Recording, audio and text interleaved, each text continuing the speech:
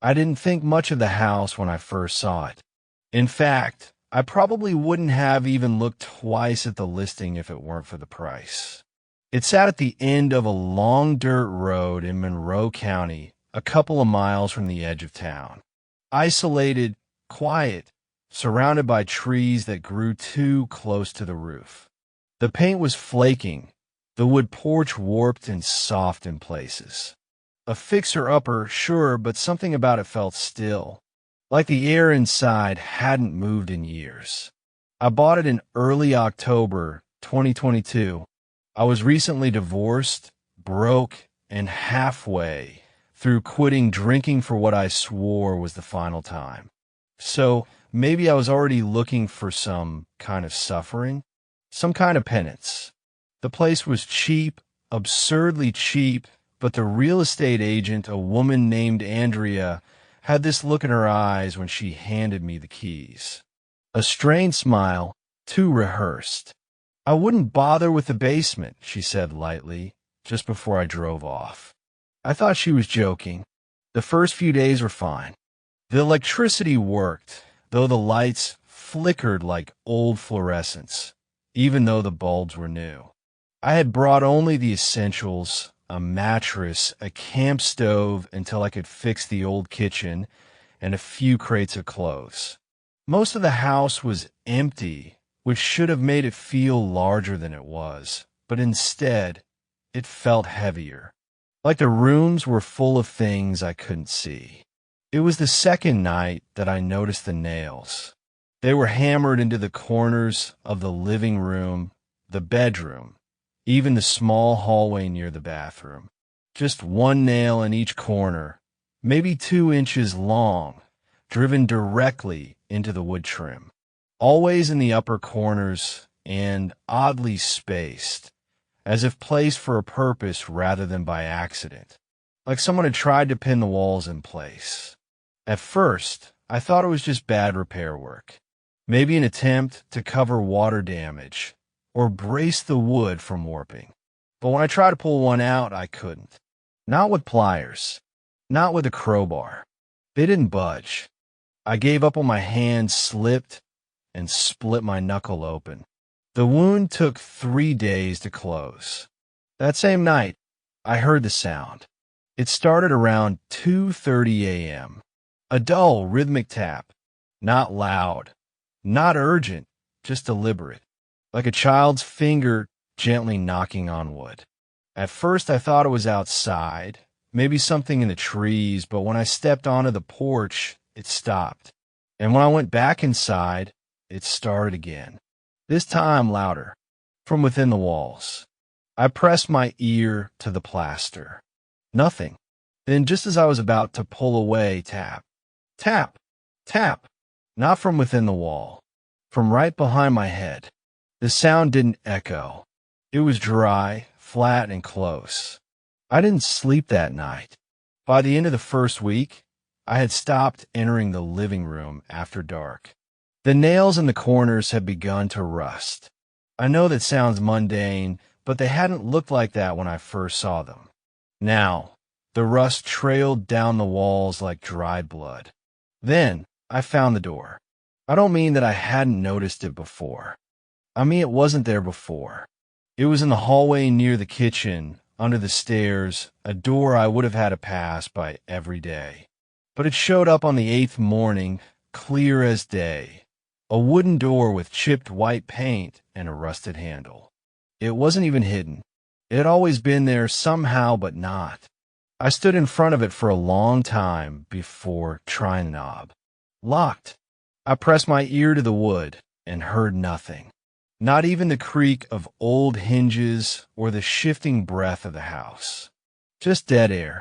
The same kind of silence you hear when a refrigerator dies or a light goes out in a windowless room. Complete silence. That's when I realized something. The sound in the walls had stopped. I didn't open the door that day, or the next, but I started hearing whispers. It was always just as I was about to fall asleep.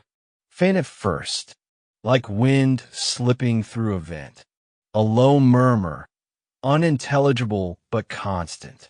Then one night, I heard my name. It wasn't said loud. It wasn't angry. It was worse. It was curious. Thomas, drawn out like an exhale, spoken like someone trying on their tongue for the first time. I sat upright, heart racing, sweat prickling in my spine. My phone screen lit up next to me, 2:32 a.m. I didn't sleep that night either. The next morning, I tore the house apart.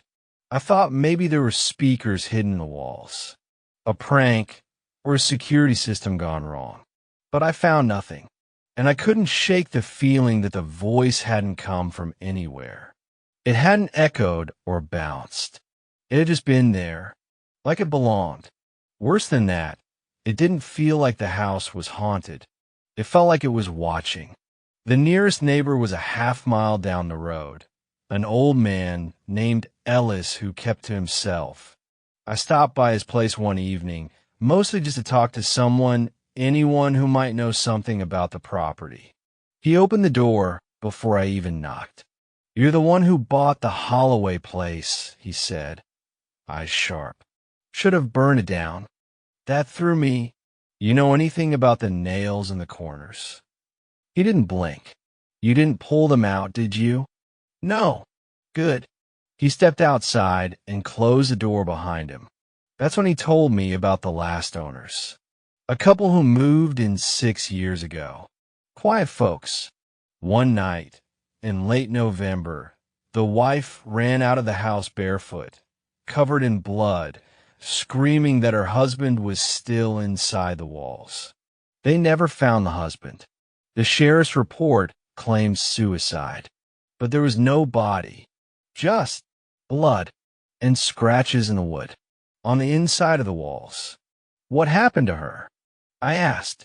Ellis lit a cigarette with shaking hands. "She stopped speaking. Lives upstate now. You should leave before winter sets in." I thanked him and went home. I didn't leave. I don't know why. That night, I tried to sleep with music playing. I woke up at 2:32 a.m. The music had stopped. The air was cold, but not from the windows. It was wet, like standing in a stone cellar. I rolled over and saw a figure standing in the corner. At first, I thought it was a coat rack or a trick of shadow. Then it moved. No eyes, no face, just a shape taller than a man, hunched under the low ceiling. It didn't advance. It didn't speak. It just stood there, fingers twitching, long and splintered like dry branches. I sat up, blinked. It was gone, but in the corner where it had stood, the nail was missing, and something pulsed in the wall. The morning after the thing stood in the corner, I found another nail missing. This one was in the hallway outside the bedroom, one of the long rusted ones that had refused to come loose when I tried pulling it out with pliers. It had been forced out, bent slightly upward, lying on the floor like it had been spit out. The moment I saw it, a cold wave passed over me. Not fear, not exactly, more like recognition, like I was looking at something I knew I should have remembered. There was something wrong with the way the wall looked without it. A darkness in the corner, a slight curve in the trim I hadn't noticed before. It looked almost like the wood had relaxed, like a joint in the frame had unclenched now that the nail was gone. And that same section of wall, it throbbed. I don't know how else to describe it. It didn't move, but it felt like it did. I pressed my hand against it, and it was warm. Not warm like insulation. Warm like flesh. That day, I took my tools into town. I bought a hammer and a box of nails, long ones, thick and iron, not the kind you'd find at a regular hardware store, but something close to what the ones in the corners had looked like. The cashier, a woman with short gray hair and a nervous laugh, paused when she rang them up. "Basement nails," she said. "You patching something shut?" Something like that. She didn't ask any more questions. Back at the house, I stood in front of the empty corner and, with shaking hands, hammered the replacement nail into the trim. The sound of it echoed wrong, like driving steel into something soft and resisting. With each swing of the hammer, a pressure built in my ears. By the time the head was flush with the wall, I could hear a faint sound, not unlike a scream. Muffled, distant, and wet. I stepped back and watched. The wall stopped pulsing. But that night, the voice came back. This time, it wasn't just a whisper. It was a full sentence. You're letting it breathe. The voice was right by my ear, no direction, no distance. Like it had coiled into my skull and spoken from behind my eyes. I jumped up from bed, turned on every light, and searched the house. The basement door was still shut, locked.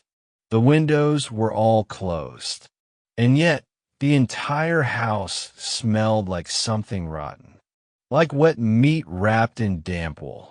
I opened all the windows, let the autumn air slice through the place, and I sat awake until dawn with a flashlight and a hammer beside me. 3 nails were missing by morning. I replaced them. I didn't ask questions. I didn't want answers. But the thoughts kept coming anyway, slipping in through the cracks of my mind. Why would someone nail corners shut like that? What were they trying to trap? Or was it something they were trying to keep from getting out? The basement door remained closed. I hadn't tried it since the first time I found it. I didn't want to, but it felt like it wanted me to. Over the next week, the pattern repeated. At night, the voice. In the morning, missing nails. Sometimes I'd find the old nails bent and discarded on the floor like they'd been chewed up and spat out. Other times, they were simply gone. And each time I hammered a replacement back into place, I could feel the wall exhale. One morning, I noticed something on the wallpaper in the hallway. Small, almost invisible bulges forming beneath the pattern. I ran my fingers over them, and they were soft. Not paper soft, tissue soft, like bruises. I slit one open with a utility knife, and a dark fluid seeped out, almost black with a rancid smell. I gagged and stepped back as it ran down the wall in thin lines. The stain spread, following the contour of a handprint. 5 fingers, pressing from the inside. I called a contractor the next day. His name was Michael. Local. Didn't ask questions when I told him I needed help investigating unusual wall damage. He arrived around 10 a.m. with a belt full of tools and an easy grin. That grin died about 5 minutes into the inspection. "You've got something real strange here," he said, tapping at the wall in the living room with the handle of a screwdriver. "Some parts are hollow. Others feel springy. Springy?" He shrugged, like there's something organic back there.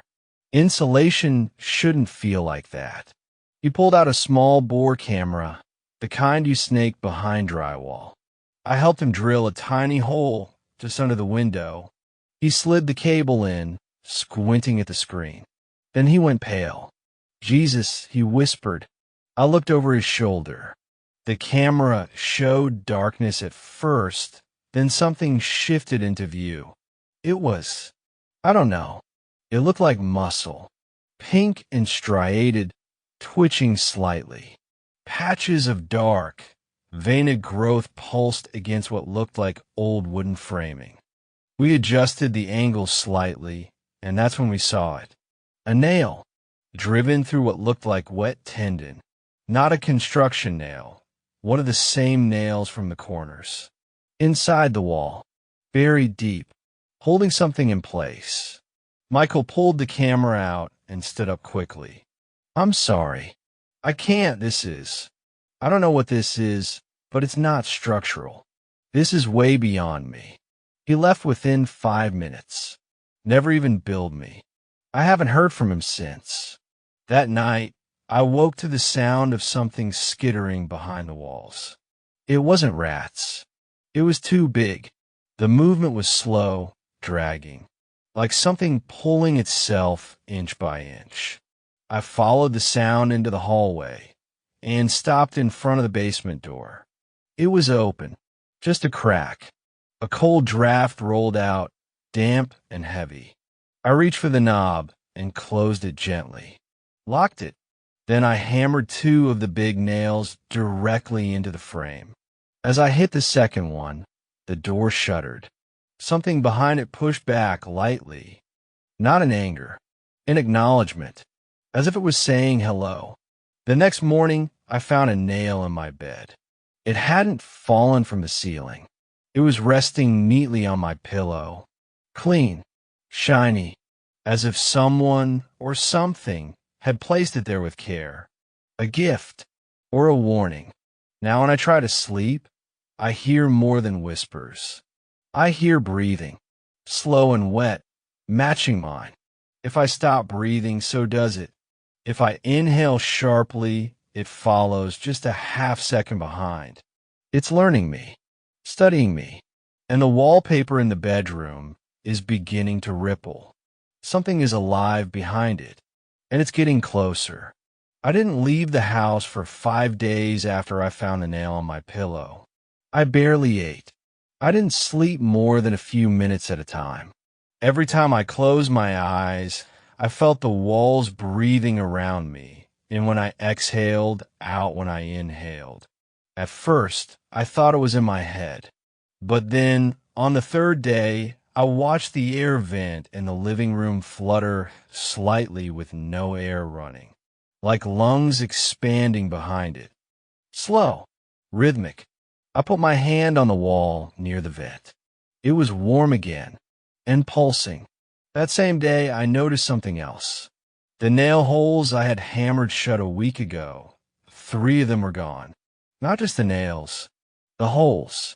The wood looked healed, smoothed over like new skin after a wound closes.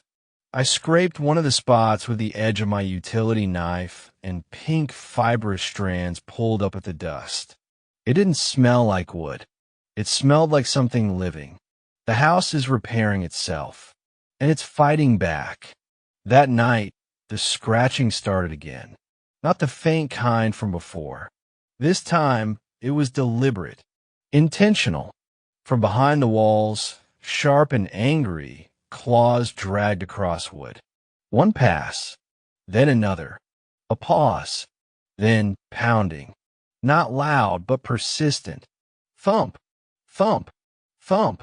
I stood in the hallway with the hammer in my hand, and my breath locked in my throat. The noise was coming from behind the wall, directly across from the basement door. Then came the voice. But this time, it wasn't whispering. It was moaning. It sounded like someone in pain. Not dramatic, not pleading, just soft pain breathing, heaving. Then something hit the inside of the wall hard. I swear I saw the wallpaper bulge outward for a second. The thumping stopped. Then, let me finish it. I don't know how long I stood there. It might have been 10 minutes. Might have been an hour. I couldn't move until the sun started to rise and the hallway brightened into dull blue. And when it did, something snapped in me. I decided I had to open the wall. I started in the guest room. It had always felt colder than the rest of the house, and the nail heads in that room were different, flatter, and oddly stained, like they'd bled into the wood. I pried off a section of the baseboard and began pulling nails. Each one came out reluctantly, like they were gripping something underneath. The moment I pulled the last one, a puff of warm air came out from the crack between the wall panels. It smelled like something dead. I pulled back the wallpaper. The wall behind it wasn't drywall at all. It looked like tendon. Pinkish, veined, and slightly damp. I tapped it. It twitched. I recoiled in horror, but I kept going. I had to know. I cut through the soft tissue with a box cutter. Blood, not paint, ran down the panel. Thick, dark red. The same kind I'd seen seeping from the slits in the hallway days ago. I peeled back a corner and saw what was inside. It was not insulation. It was meat, striated muscle, stretching in unnatural directions. Veins looped around old wooden studs, pulsing slightly, and embedded into the wall, half sunken into the wet tissue, was a human jawbone. Yellowed, cracked, and toothless. I dropped the knife. That's when I heard the door behind me close. I spun around. The door to the hallway had swung shut on its own. The air was thicker now, humid and sour.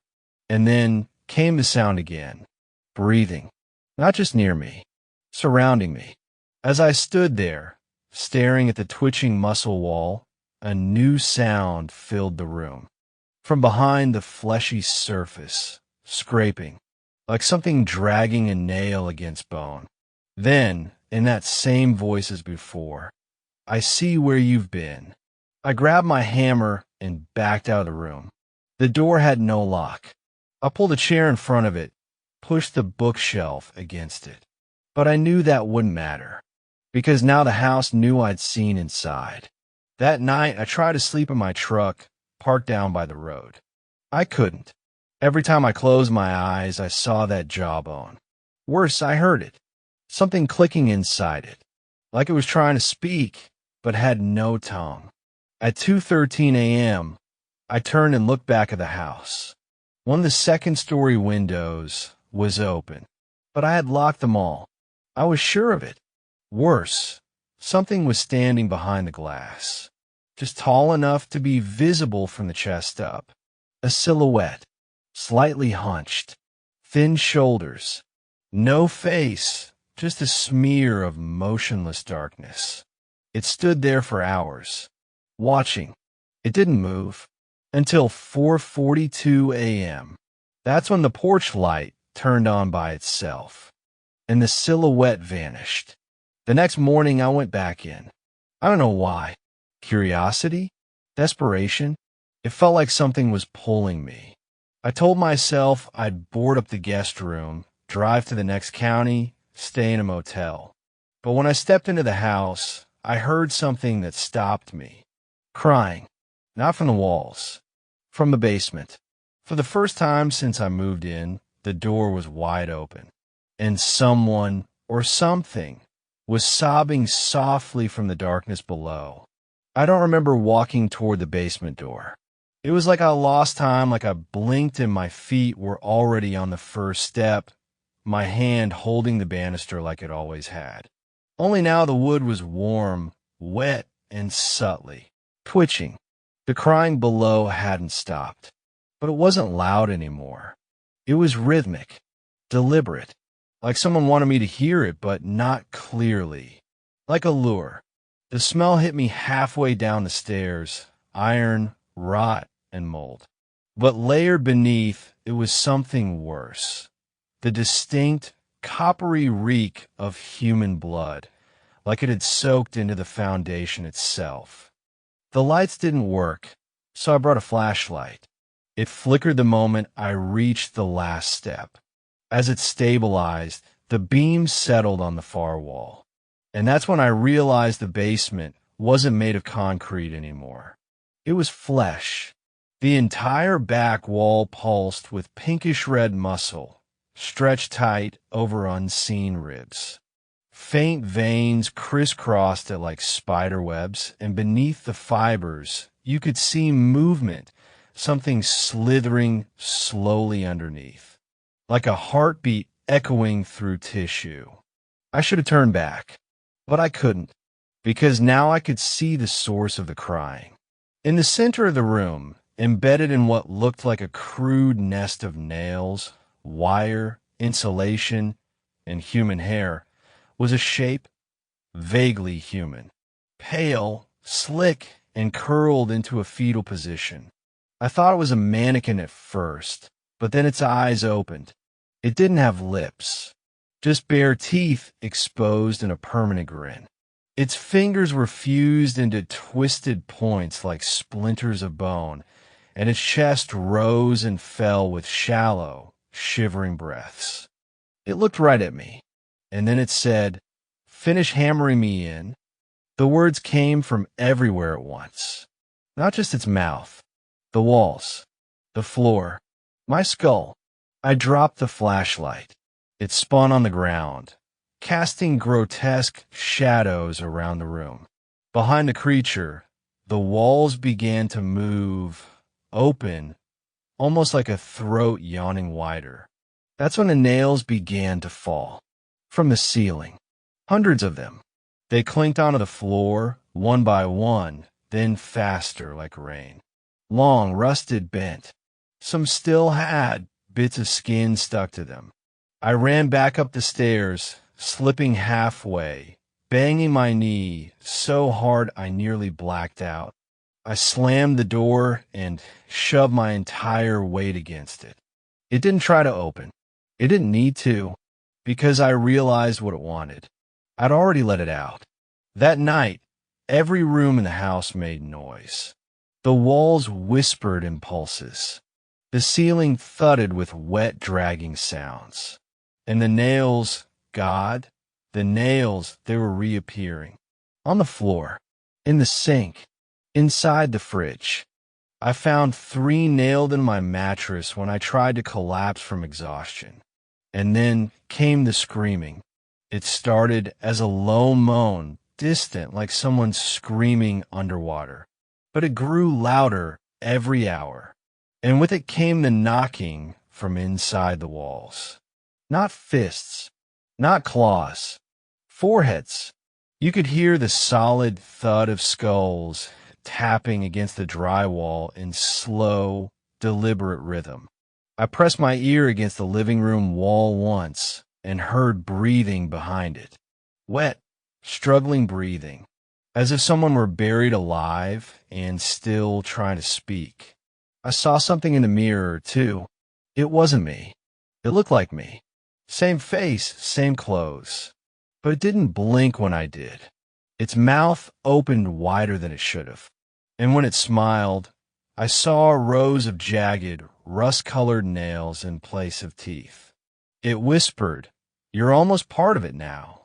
By day 4, I had boarded up the guest room again, sealed the hallway with duct tape and plywood. But it didn't stop the growth. I swear the house is getting bigger. Walls are bulging. The floorboards are separating. There's a strange smell leaking from the kitchen tile, sweet like decay and perfume. I haven't eaten. I barely sleep. But I know what's coming. The thing in the basement, it's building something. And I think it's using me to finish it. I found more nails this morning, one inside the sink drain, sticking out like a single rotten tooth. Another was embedded in the heel of my shoe, even though I hadn't left the house in days. And 3 more, arranged neatly in a row on the kitchen table. That's when I heard the voice again, right behind me, whispering, almost lovingly, "You're the last piece." I turned and saw nothing, but the hallway light turned red for exactly 4 seconds. The next day, the windows wouldn't open. The air felt gelatinous, thick, like I was breathing through someone else's lungs. And the walls no longer just breathed. They quivered when I walked past, as if trying to reach for me. I dreamed of the basement that night. I was nailed to the wall, but I was smiling. My mouth was full of wire. I could see others nailed beside me. Dozens, some still twitching, most just hollow-eyed husks with mouths full of drywall dust and blood. The worst part? I felt peaceful, like I belonged. I woke up to find a nail jammed through my pillow, less than an inch from my eye. That's when I decided I had to burn the house. I poured gasoline along the baseboards. The walls hissed as it touched them, like they knew. The floor right under my feet. I lit a match. I said a prayer, any prayer I could remember. But when I dropped the match, it went out before it touched the floor. Then the voice spoke again. Not in my head. In the room. Clear. Male. Old. Measured. You don't burn what you are. The walls turned red. The nails began to rattle. And then the hallway opened, literally. The drywall split down the center like a mouth, unzipping. And from the gap came a gust of hot, wet wind. A heartbeat echoed. Once. Then again. And I finally understood. The house wasn't haunted. It was a body. A living organism that had swallowed its victims whole. And I wasn't the last. I was just next. It's taken me 3 months to even begin writing this. I've reviewed everything. The photographs, the police reports, the notebook I found behind the wall, and even the audio I managed to salvage from the last night. I've stared at that timestamp more times than I've looked at myself in the mirror since. 3:16 Minuten und 47 Sekunden nachts. That was the last moment the camera recorded anything resembling normalcy before the screaming began. I'm telling this now, not because I want to be believed, but because I need anyone to know what we found inside that house was not a ghost. It was something much worse. After what happened to Brian, I told myself I was done. No more hammering. No more walls. No more nails. But the knocking continued. Even with him gone, I'd hear it. 3 dull taps, always between 2 o'clock and 3 a.m., always from inside a wall I hadn't opened. One night I followed it, step by step, barefoot down the icy hallway, hearing the wood creak under my feet like it was breathing. I had no flashlight, just a phone's weak glow. It led me to the upstairs linen closet, an unassuming space. Nothing on the floor, just shelves and dust. But there was again 3 slow, deliberate knocks, coming from behind the back panel. I don't remember grabbing the crowbar. I only remember how my hands moved on their own, pulling out shelves, tearing the thin wood slats from their rusted nails. Behind the panel wasn't just another room. It was a corridor, narrow and winding, carved crudely through the house's inner skeleton. It shouldn't have existed. I crawled through it. It sloped downward impossibly deep, with walls that pulsed slightly when my fingers brushed them. The wood there wasn't like the rest of the house, softer, almost damp. And the air smelled not of rot, but of something sickly sweet, like spoiled milk and flowers dying in a vase. I reached the end after what felt like 20 minutes. The corridor opened into a perfectly square chamber, no more than 6 feet across. There were no lights, but it glowed faintly, like the walls themselves were lit from within. In the center stood a wooden chair. On it sat a figure, head slumped forward, body unnaturally still. And behind it, carved across every surface of the room, were names. Thousands of them, overlapping, burned into the walls with what looked like nails. They pulsed slightly too, like breathing lungs. I approached. My legs shook so violently I almost collapsed. But I needed to see the figure. When I touched its shoulder, its head rolled back. It was Brian, but the eyes were all wrong. Hollow, sunken, but wide open, mouth stretched into a smile, so wide his cheeks it split open. His hands were bound behind the chair, and driven into his chest, his thighs, and his arms were hundreds of rusted nails, all bent at odd angles, hammered from the inside of his skin. I turned and ran. The corridor had closed behind me. I was no longer in the house. The walls were gone. The space around me had become endless, black, and wet. I could feel the air pressing down on me like I was underwater. Then I heard it. My name, whispered, over and over, from every direction. Liam, Liam, Liam, each whisper closer than the last. I screamed. I tore at the darkness. And then I woke up in the hallway. The linen closet was closed.